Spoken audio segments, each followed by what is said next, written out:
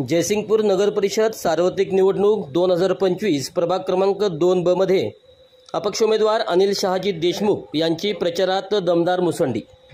प्रभाग क्रमांक 2 मधील अपक्ष सर्वसाधारण उमेदवार अनिल शहाजी देशमुख यांनी प्रचाराला जोरदार सुरुवात केली असून परिसरात त्यांची सांगता वेगाने वाढताना दिसत आहे।